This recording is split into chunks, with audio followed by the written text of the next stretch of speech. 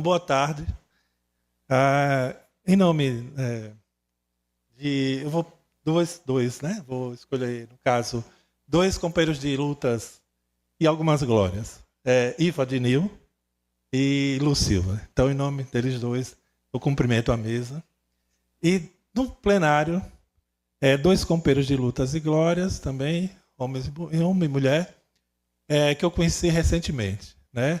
Nesse movimento de luta do Cultura Viva, da Comissão Estadual de Pontos de Cultura, a jovem Luísa Kiner, do Loucura Arte, e o Josivaldo, da Associação Sergipana dos Deficientes Visuais. Então, em nome deles dois, cumprimento também toda a plenária. Eu tinha guardado aqui uma cola, porque realmente a gente está aprendendo, né?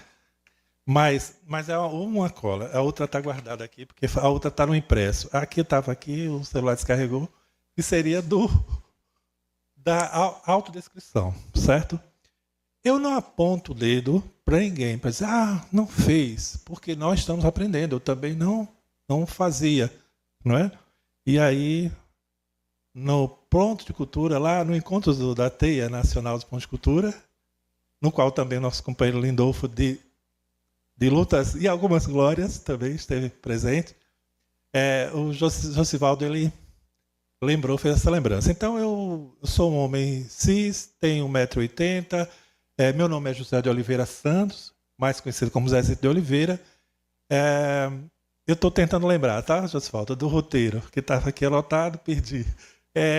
Cabelos grisalhos, barba também, grisalha, cavanhaque, em formato de cavanhaque. Estou vestido com um terno azul petróleo, gravata azul, camisa branca. É isso, tá? Por enquanto, vamos... Depois a gente faz melhor, tá legal? Bom, gente, eu preparei um texto e vou ler o texto, porque me preocupa muito, eu mesmo me preocupo comigo quando falo e posso me perder. E como eu tenho realmente feito um estudo, assim, me especializado mesmo nessa questão de gestão, de produção, de política cultural, então acho que fica melhor e eu acho que vai dar mais resultado. Então, vou iniciar da seguinte forma. Falar sobre a Política Nacional Aldir Blanc é falar de uma iniciativa que carrega o DNA da participação social e, portanto, da democracia. Não é a primeira. O Estatuto da Criança e do Adolescente tem esse mesmo lastro, assim como outras leis nascidas da Constituição de 1988. E aqui eu faço referência a Zezé. Quando escrevendo aqui, eu não podia deixar de lembrar como uma referência dessa discussão. E por que isso importa? Porque, sendo uma lei construída com intensa participação social, ela sustenta o acontecimento de hoje, aqui e agora, que é o segundo debate sobre o tema nesta Câmara, num contínuo que a legitima. Claro, houve outros debates aqui, eu lembro do debate sobre sustentabilidade, inclusive o Herder estava à frente, com a participação do vereador Ricardo Vasconcelos, o presidente da casa, que fez a convocação. Lembro também de uma audiência pública sobre cultura na periferia, que Sônia Meire, a vereadora Sônia Meire, também realizou, muito importante, muito legal. Mas eu estou colocando essa sequência dessa segunda aqui no tema, na questão da lei de fomento. E aí vamos lembrar o primeiro momento que aconteceu, que foi a saudosa professora e vereadora Ângela Mello, que convocou. Que foi fundamental para agilizar os editais da Lei Paulo Gustavo e garantir que as escutas públicas fossem consideradas, o que ocorreu parcialmente. Destaco também a mediação do vereador Bittencourt, que ajudou a corrigir pontos dos editais da Lei Paulo Gustavo em meio a um forte ambiente de tensão. E não podemos esquecer que essa lei só existe graças à participação da sociedade e do parlamento brasileiro, com destaque para a atuação das deputadas Jandira Fegali, Benedito da Silva e do senador Paulo Rocha, na liderança do processo que culminou na aprovação e sancionamento das duas leis, a Lei Aldir Blanc, a Blanc 1, a Paulo Gustavo e mesmo a Blanc 2, tá? que tem diferenças, mas poderia se chamar, então, 3 leis. E assim como pela decisão política do atual chefe do governo federal. Diante disso, aí eu faço uma proposta concreta, Irã, a Comissão de Educação e Cultura da Câmara de Vereadores, que realizemos uma audiência pública anual sobre a Aldir Blanc, criando um instrumento legal próprio do Legislativo, para além das escutas obrigatórias do Executivo, porque isso amplia o controle social e fortalece o sistema municipal de cultura. Agora, vamos ao ponto que mais gera reclamações, a operacionalização. Desde a Lei Paulo Gustavo, ouvimos queixas sobre prazos, atendimento, seleção de pareceristas e cronogramas. Por que isso acontece? Uma das fortes razões é porque as equipes técnicas que tocam os editais são as mesmas que cuidam do calendário de evento dos órgãos de cultura. E aí nós estamos colocando uma questão estruturante. Tá? Porque senão vai ficar repetindo as mesmas coisas e tudo mais. E aí, quando o edital coincide com a pré-produção de grandes eventos, o que sempre acontece, a equipe não dá conta das duas demandas a contento. A solução ideal é concurso público para, ao menos, os cargos de liderança dessas equipes. Isso transforma a política cultural em política de Estado, com burocracia qualificada e experiência acumulada, tal como ocorre na educação, na saúde e na fazenda pública.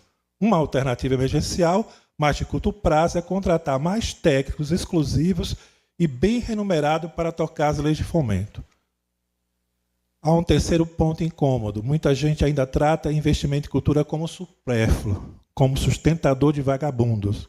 Foi falado, de certa forma, de forma direta, por Iva Adnil.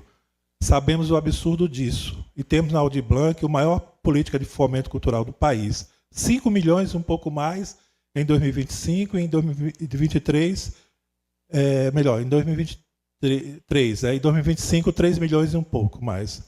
Agora, do 25 e 26. É muito recurso, mas precisa virar impacto visível. Mas esses números gerais não revelam pontos de atenção em Aracaju.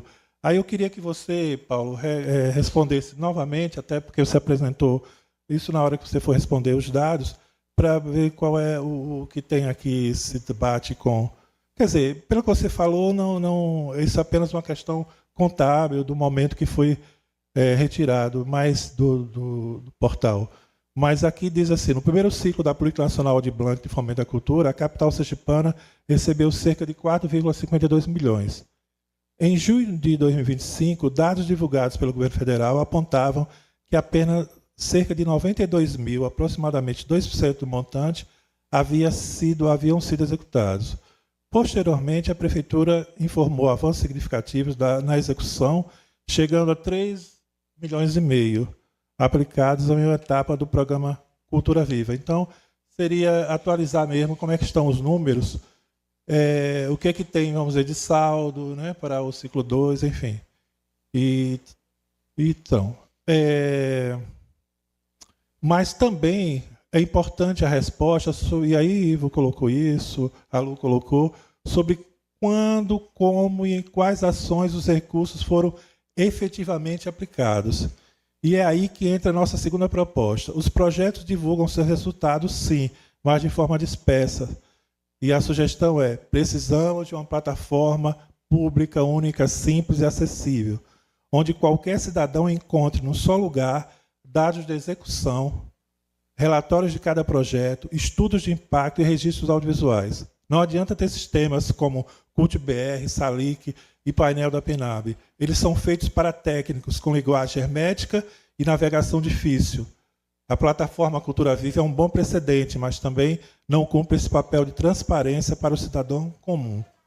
Queremos uma ferramenta que transforme prestação de contas em narrativa viva, em história contada, não em planilhas frias. Então é isso. Eu acho que também cabe para nível federal. Agora, a ideia é para que o município e o governo também do Estado, os estados também, possam criar. Não precisa só ficar esperando isso do governo federal. Claro que quando criar para o município, é só o município, o Estado. Enfim, a terceira proposta que dialoga diretamente com essa plataforma, a devolutiva, obrigatória e acessível das consultas públicas.